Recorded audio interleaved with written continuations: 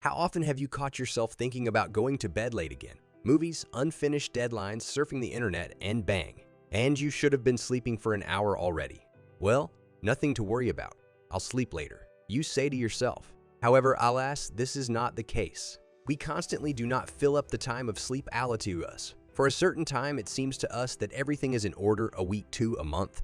But then our body is rebuilt into a mode of reduced activity, and in most cases, we do not even notice it. Chronic fatigue, inability to concentrate on important things, constant forgetfulness, and a complete lack of vitality and energy can all be the cause of a lack of sleep. Our body creates what is called sleep debt. What is it and how to return to the well-being colony? You will learn in this video. The amount of time you sleep is like putting money in a bank account. Whenever you don't get enough, it's withdrawn and has to be repaid. When you're in chronic sleep debt, you're never able to catch up. Sleep debt, also called a sleep deficit, is the difference between the amount of sleep someone needs and the amount they actually get. According to the National Sleep Foundation, Americans need about 7.1 hours of sleep per night to feel good, but 73% of us fall short of that goal on a regular basis. Many people think they can make up for their lost sleep on the weekends. However, if you sleep too long on Saturday and Sunday, it's difficult to get to bed on time on Sunday night. The deficit then continues into the next week.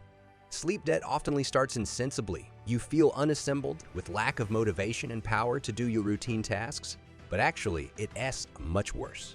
Sleep debt can cause us several problems to our health, which can damage us in long period. Studies have shown that sleep deficit have correlation with obesity, neuropsychological problems, and psychological problems as well. Epidemiological research has solidified the association between sleep debt and ACRT, deprivation and obesity as a result of an elevated body mass index, BB, through various ways such as disruptions in the hormones leptin and ghrelin that regulate appetite, higher food consumption, and poor diets, and a decrease in overall calorie burning accumulated.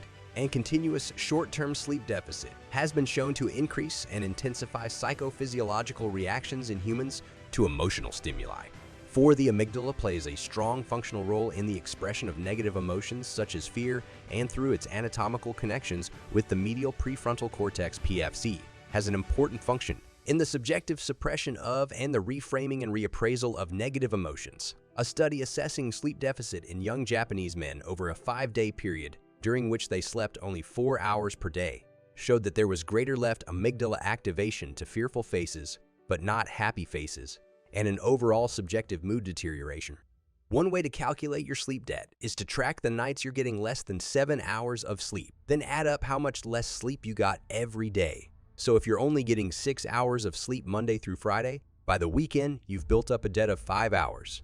That's the bare minimum, because everyone's sleep needs are different. What's more important is knowing what your body and mind need. 7 to 9 hours of sleep to function at their best. The goal is to wake up feeling refreshed. If you feel your best after 8 hours of sleep, but sluggish after 7, that means you need 8 hours of sleep each night. Anything less than that adds to your sleep debt. In this case, getting 6 hours each weeknight means you have a 10-hour sleep debt. By the weekend, learning how much sleep your body needs and prioritizing sleep is the best way to avoid the accumulation of sleep debt and its health consequences. While the amount of sleep each person needs can vary, research shows that most adults need at least 7 hours of sleep per night. Children and teenagers need even more sleep to support their bodies as they grow and develop. It may seem like sacrificing a little sleep to study or work a few more hours helps you get more done, but getting sufficient sleep improves cognitive performance and allows you to be more efficient during the day. There are a number of ways to improve your sleep hygiene and reduce the chances of accumulating sleep debt. Keep a set sleep schedule. Maintaining a set sleep schedule allows you to prioritize sleep and make sure you are getting sufficient rest. If you need to change your sleep schedule, do it slowly by adjusting it in increments of 15 to 30 minutes. Develop a nightly routine. Having a nightly routine allows your body to relax and prepare for quality sleep. Set an alarm for 30 minutes to an hour before bed to remind you to dim the lights, turn off electronics, and find a relaxing activity. Consider daytime habits. If you are chronically sleep deprived, rethink any daytime activities that may be contributing to sleep issues. Make sure you are getting enough sunlight and exercise during the day, not drinking caffeine too close to bedtime, and restricting activities in your bed to just sleep and sex. Limiting screen time prior to sleeping may also help reduce sleep issues. Improve the bedroom environment. Optimize your bedroom environment for sleep. Keep the temperature comfortable for sleeping. Block out any lights or noises that might keep you awake. Then consider replacing your mattress, pillow, or sheets if they are old or uncomfortable. It's far too common for us to get busy and put off sleep, thinking we have too many important things to do. But sleep is essential to our overall health, and we need to make it a priority to meet all the demands on our time. You may not be able to make up for all the sleep you've lost, but you can take steps to repay your debt. Make sleep a priority throughout the week by going to bed at the same time every night and waking at the same time every morning. Thinking you will sleep in and make it up over the weekend doesn't always erase the harmful effects of lack of sleep. To repay your sleep debt, you need to allow your body a chance to go through its usual sleep cycle. You have 5 phases of sleep, from light sleep to deep sleep and REM, which is when dreaming happens. One cycle of 5 phases is approximately 90 minutes. Your body usually goes through multiple REM phases every night. Help your body fall asleep by skipping coffee or alcohol before bedtime and opting for a glass of warm milk instead.